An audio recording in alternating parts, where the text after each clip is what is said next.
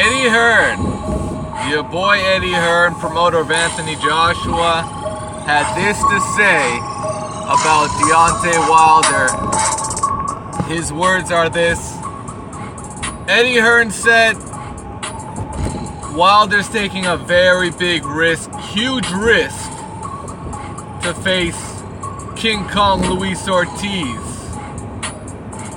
And why is that? Very simple. Eddie Hearn offered Deontay Wilder approximately $4 million to face Dillian White. And what does Wilder do? He turns around and fights the toughest available opponent in the heavyweight division in Luis King Kong Ortiz. A fight he didn't have to fight. A fight that really would put his name on the map when it comes to the heavyweight division.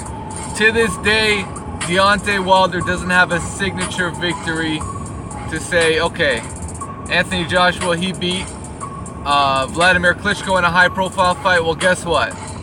Deontay Wilder, if he were to knock out Luis Ortiz, that would be a huge name on his resume. The undefeated Cuban boogeyman that no one wanted to fight. Absolutely, that's a huge, huge name on his resume.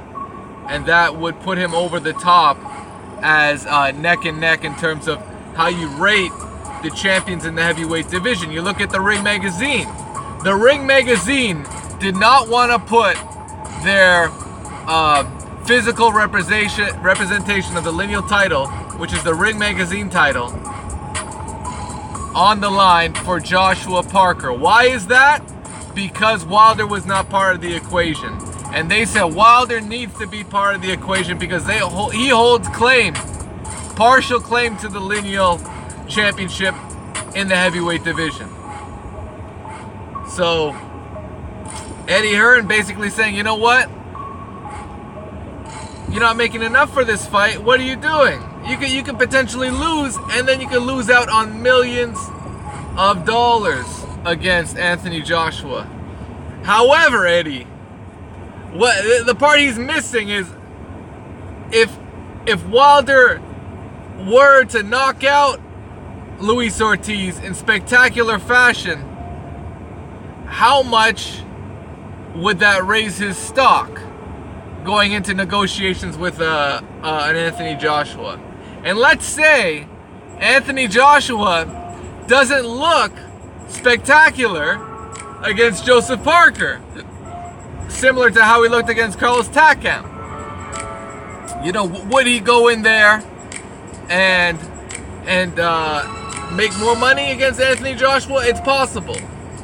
It's very possible. So, you know, there's always two edges to a sword, right? It's a double-edged sword. You take a high risk, but if things turn out right, you make a high reward. If he went over to London to face Dillian White and say he starches him, knocks him out in 3 rounds, makes the $4 million, you know, he might scare Joshua away. You know, not only that, but you know what? Either way, Dillian White, he might be in line as a mandatory. So why fight him when you can just have him wait in line? You know, if Anthony Joshua is ducking the fight, then at some point you're going to take your mandatory, which is Dillian White anyways. But why would he take $4 million to go knock out Dillian White in the UK when he's the A side and he could bring Dillian White over to the US and knock his ass out? You know, I think Eddie Hearn got it twisted there. He got a little twisted there. But here's the good news. Eddie Hearn's picking Deontay Wilder. Eddie Hearn's still picking Deontay Wilder, and for good reason. I mean, knocked out everyone he's gotten into the ring with. But to be honest, if Luis Ortiz can effectively neutralize Deontay Wilder's big right hand. You know, he's the one that can have all the advantage in there. And, you know, it's not going to be easy, but in my opinion, Deontay Wilder, he may be a one-handed fighter.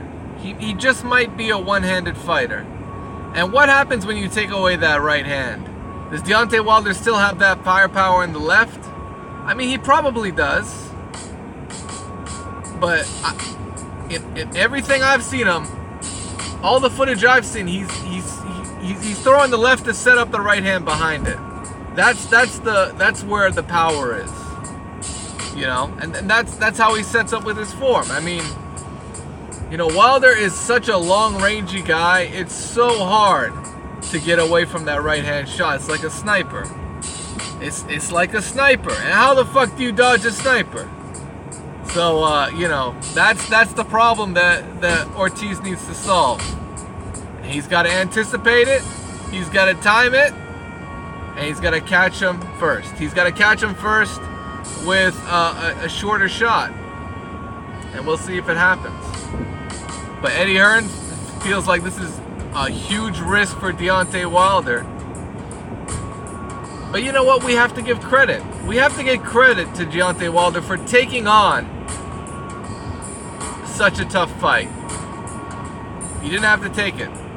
But he volunteered to be the one to take out Luis Ortiz. He made it known that he is the best heavyweight in the world, and he's doing what someone who talks like that, he's backing it up in the ring by getting in there with some of the best competition available.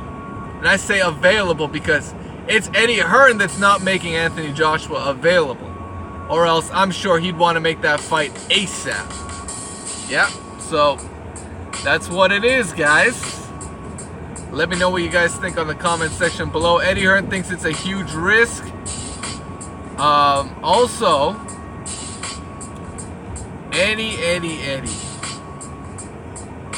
also said he wanted to make he's willing to, you know, make this Wilder fight, assuming he comes in here reasonable. And what that tells me is Eddie Hearn is basically looking to lowball Wilder. But he's got to understand, Wilder knows Wilder's gonna know more than he should, especially when it comes to Joseph Parker and the negotiations that happened between Parker and Anthony Joshua.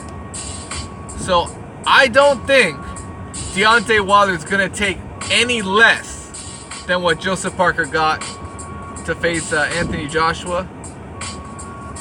And the other part of this whole scenario is, what if Joseph Parker pulls off a huge upset and he outpoints or he shocks Anthony Joshua with a knockout victory? My goodness, the UK audience out in Wales, that would just be a total sight to see. All these UK guys, a stadium full of silent people for one moment where a guy like Joshua, the way he's getting hyped up, would really, you know, be brought back down to earth if he were to get knocked out or defeated by, say, let's say, a points victory. But you know what? It would be interesting if Eddie Hearn didn't have the fix in, and Joshua and Parker was a total fair shake, and Parker, you know, beats him clean. You know they're gonna have a rematch, and that would be a great excuse not to fight Deontay Wilder. If he's truly scared to death of that fight, he would want Joseph Parker to win.